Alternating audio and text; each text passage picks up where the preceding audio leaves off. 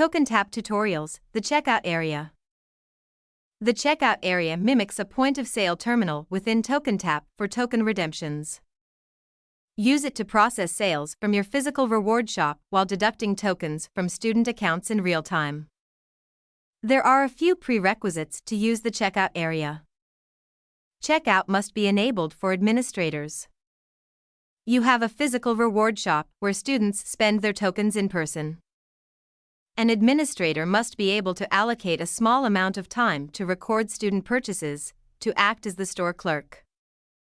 This tutorial will demonstrate how to use checkout. If the checkout area is not available from TokenTap's main menu, it is currently hidden from administrators. To enable the checkout area, enter the Program Setup. Under the Settings tab of Program Setup, drop down the Administrator Settings and choose No after the question about hiding the checkout.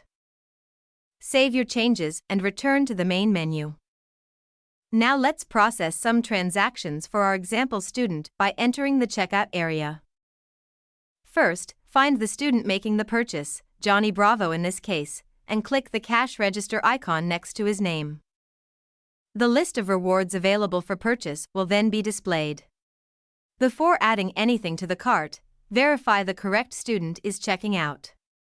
Use the back arrow to return to the student list if the wrong student was selected. Clicking the student's name takes you to their profile page, where you can edit their name, deposit tokens, grant an award, or perform other actions. Clicking the cash register icon or the back button will return you to the checkout process for the current student. If unable to find a reward item, locate it by entering a few letters of the item's name. For example, to find the squishy sport ball, begin entering ball. To filter the list, you'll see it's actually called the relaxable sport ball. Add some items to the cart using the plus sign buttons. Notice that the Add Item buttons become disabled if adding an item would exceed the student's remaining tokens. Click the X in the search filter to return the list to all items. Click the amount of tokens in the cart to filter the reward list down to only items in the cart. Remove items from the cart with the minus sign buttons. Clear the entire cart with the red X button to the left of the Submit Cart button. Return to all available items using the filter drop-down at the bottom left. Also change how the reward list is sorted using the Sort drop-down at the bottom left. If the item cannot be found, a new one can quickly be created by clicking the Add New Reward button.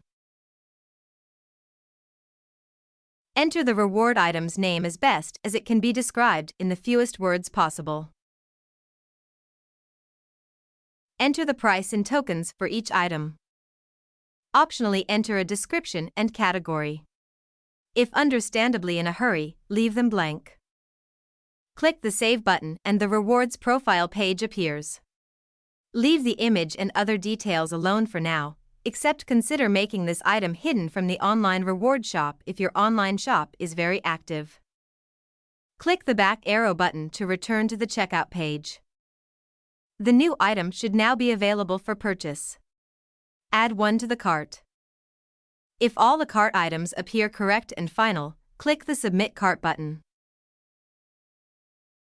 After the cart is submitted, you'll be returned to the page where you entered the checkout area. In this example, we started the checkout from the main menu and the checkout area's student list.